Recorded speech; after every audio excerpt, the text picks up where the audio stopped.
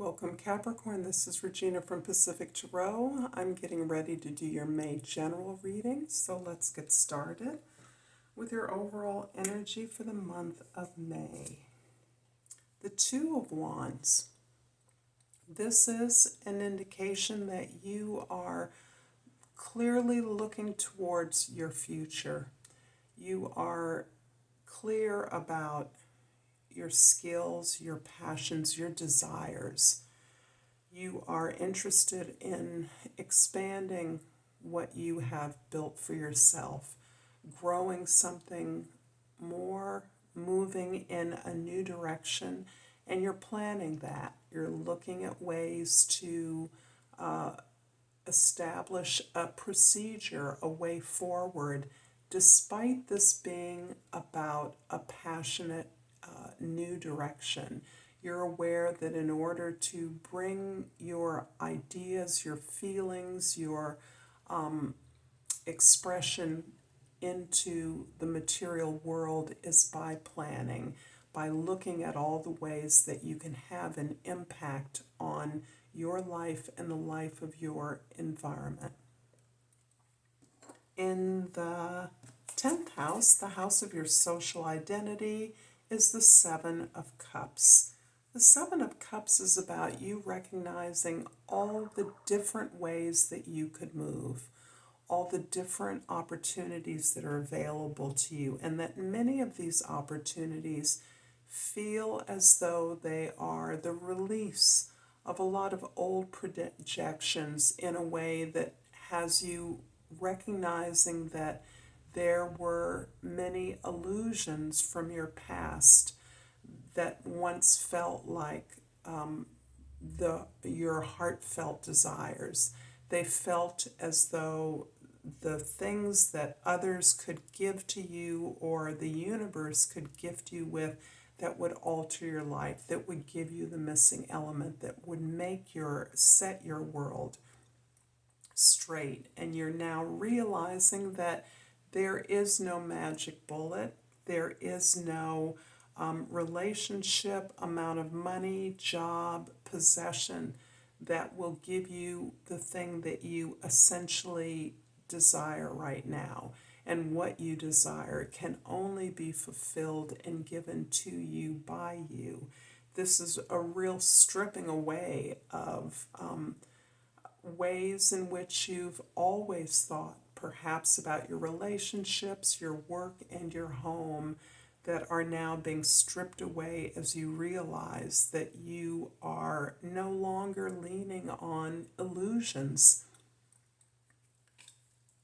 The first house is the Two of Pentacles, and your second two is again focusing on the reflection of what you've been learning, what you now are clear about in your life, the new opportunities before you, the new direction you're moving into, and how that is reflected in your outer world, how you can build that sense of harmony and opportunity into the world in a concrete way.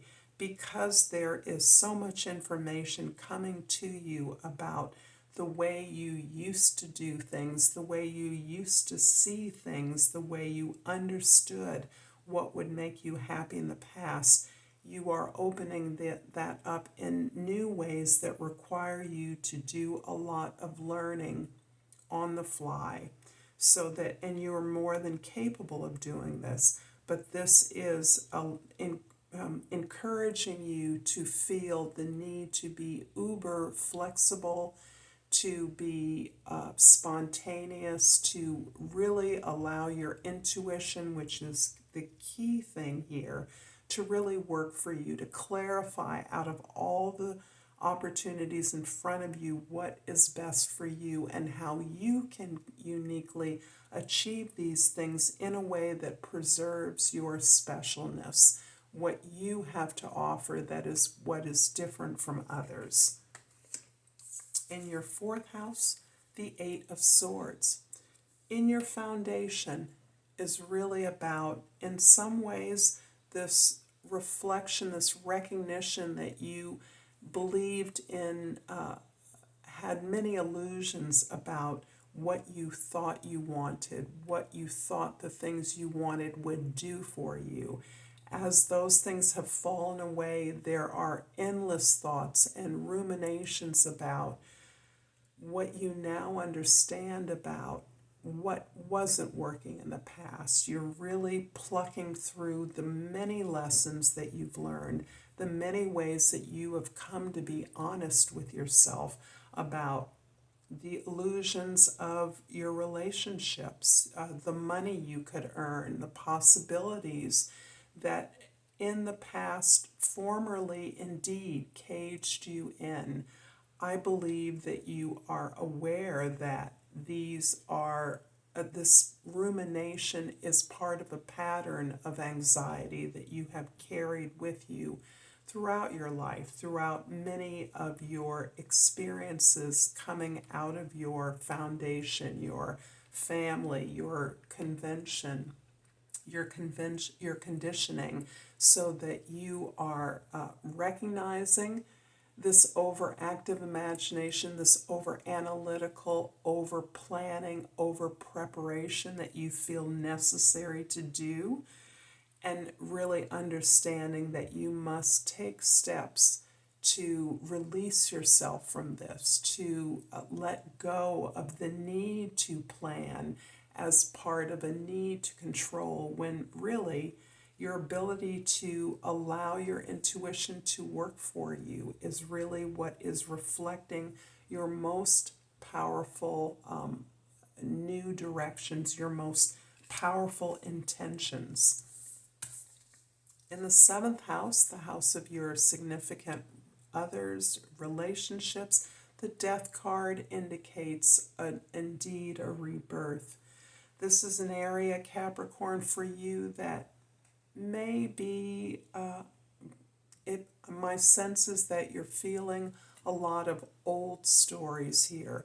You're releasing, perhaps you're reviewing a lot of those old stories, old relationships, seeing the pattern in which you could not release control, were over prepared, were over nurturing, were over indulgent with partners in giving your power away, making sure that everything was under control. You had everything prepared for a partner or an organization or a group of people. And you are releasing that. You're aware that not only is relationship on those terms not satisfying for you, but it was in many ways an avoidance of the way in which you are now recognizing you can move forward to accomplish things on your own terms. You don't need others to do that for you. And this is really opening up again. It's allowing you to implement this realization about the disillusionment that you have carried with you regarding your relationships. And I mean all relationships, not simply romantic or marital relationships, but with your siblings, your parents, friends. There are a number of ways in which taking care of others masked the lack of care that you, in fact, were receiving and are now prepared to give to yourself. The Two of Pentacles in the first house is clarified by the Wheel of Fortune in the second house and the Sun card in the third house. This is about you understanding that happiness is your goal, happiness is your key, that really happiness verifies this new direction for you as you allow the universe to give to you, to buoy you up, to elevate you as a result of the work that you have put in, the effort you have given to support others, to make sure that you were always giving without an expectation of return. The universe is recognizing it and also giving to you that sense of worthiness, of righteousness around wanting more, deserving more, and pursuing more. that more for you right now is this sense of happiness, this sense of joy in your capacity, in your talents, in your ability to work hard, in your ability to work with others, in your ability to not to dispense with hierarchy now, recognizing that everyone is pursuing the same goal, that this sense of pleasure and joy you're receiving is validating this new move, this drastic and radical change that you are allowing the universe, others to give back to you, that you are in a position of receiving. The Eight of Swords in the 4th house is clarified by the Fool in the 5th house and the Four of Pentacles in the 6th house. I'm happy to see the Fool because the Fool is giving me a story that you have nothing, there's nothing that remains of your past. There's nothing for you to hold on to as you've gone through this fairly deep process. You continue to go through this healing process where you are dispensing with the many illusions that clouded your relationships and the things that you pursued. The Fool is this tremendous faith in who you are and really trusting that the wisdom that you hold as a result of all your experiences, your reflection, your understanding of who you are is really about letting go and moving in a direction that gives you pleasure, that gives you happiness, that resolves around your imagination and your personal power that you now hold inside of you. Trusting that you have everything you need to move forward without knowing exactly how the conclusion will be, exactly without knowing that final destination. And this is really a tremendous release, understanding now that the resources you've worked so hard for to stabilize who you are, to find your security, to find that safe space is now something you can carry within you, that you will always have. It does not reside in your material trappings, comfort, the home you own. It is now within you. And it is that sense of stability which aids your willingness and desire to work with others more productively, more efficiently, with more joy and more pleasure. The Death card in the 7th house is clarified by the 8 of Cups in the 8th house and the 10 of Swords in the 9th house. I'm feeling just so much release, so much emotional release as well. And I do understand that in this release, in this work you've had to do to let go of all of these ideas, all of these concepts that were true for someone and perhaps true for you at some point in your life, but were never designed for you, did not fit you, and yet you conform to them to the best of your ability. And you're conforming to these conventions, these structures that existed, really robbed you of this sense of joy, of this sense of service, of this sense of pleasure and play in your work, creativity, so that you are now in a position to recognize that the many bonds and emotional connections and ties that you have built, that are built into your life, you're willing to release those because you need this next challenge. You're looking for this thing that you know is going to give you the sense of meaning and significance that you're after. You are now in seeing a greater vision than one that was given to you. You've earned this. You've built this sense of faith so that you are moving on. You've learned all you can from the situation you're in, and you're willing to move on and move out. the Seven of Cups in the 10th house is clarified by the Ten of Pentacles in the 11th house and the Page of Cups in the 12th house. There is a real powerful sense of newness that is emerging from this time.